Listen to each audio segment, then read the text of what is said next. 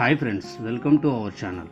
ముందు భాగంలో పాండవుల ఆశ్రమానికి దుర్వాస మహర్షి తన శిష్యులతో కలిసి వచ్చి ఏమడిగాడు మరియు శ్రీకృష్ణుడు తన లీలలతో పాండవులని ఎందుకు రక్షించాడు అనే విషయాన్ని ఎంతో క్లుప్తంగా వివరించాము. ఈ వీడియోలో వనవాసంలో ధర్మరాజు వేదాంతం మరియు ధర్మం గురించి ఉపదేశాలు ఏ విధంగా వివరించాడో తెలుసుకుందాం. ఫ్రెండ్స్, మీరు మొదటిసారి మా ఛానల్ని చూస్తున్నట్లయితే సబ్స్క్రైబ్ చేసుకోండి, లైక్ చేయండి, షేర్ చేయండి. ఈ వీడియోని పూర్తిగా చూడండి. మేము చేసే ప్రతి ఒక్క వీడియో మీకు మెసేజ్ రూపంలో సమాచారం అందుతుంది.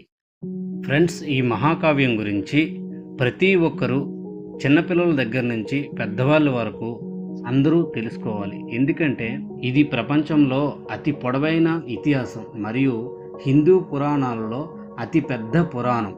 దీన్ని తెలుసుకోవడం ద్వారా మనిషి అద్భుతమైన జ్ఞానాన్ని పొందవచ్చు.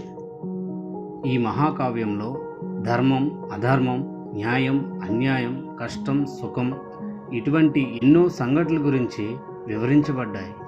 కాబట్టి మహాభారత గ్రంథాన్ని చదవడం, వినడం, తెలుసుకోవడం చేయాలి. ఇక వీడియోలోకి వెళ్దాం ఫ్రెండ్స్. వనవాసంలో ఉన్నప్పుడు ధర్మరాజు అనగా యుధిష్ఠిరుడు సాధారణ జీవితాన్ని గడుపుతూ వేదాంతం, ధర్మం గురించి లోతైన జ్ఞానాన్ని పంచేవాడు. అడవిలో సాగే కష్టాలు, హింస, నిష్ఠూరాలు ఉన్నప్పటికీ అతడు ధైర్యాన్ని, సహనాన్ని వదలకుండా మనసును స్థిరంగా ఉంచేవాడు. ఆయనకు తెలిసిన ధర్మం అంటే సత్యం, న్యాయం, క్షమ, కరుణతో కూడిన జీవితం. ప్రతి మనిషి తన కర్తవ్యాన్ని నిర్వర్తించాలని, భగవంతుడు మనకిచ్చిన పాత్రను మనం నిబద్ధతతో ఆడాలి అని యుధిష్ఠిరుడు చాటి చెప్పేవాడు. అతడు అనేవాడు, ధర్మం అనేది కేవలం నియమాలు కాదు, అది మన జీవితాన్ని ఎలా సజావుగా సాగించాలో చూపే మార్గం.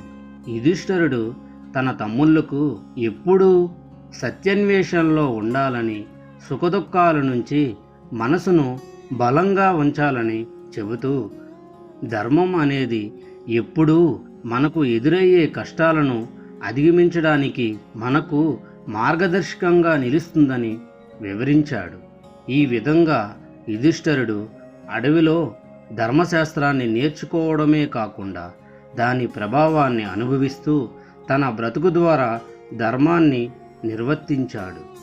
ఈ విధంగా వనవాసంలో ధర్మరాజు వేదాంతం మరియు ధర్మం గురించి ఎంతో అద్భుతంగా వివరించాడు. ఈ సన్నివేశం మహాభారతంలోని మహా అద్భుతమైన ఘట్టంగా మారింది. Thanks for watching friends.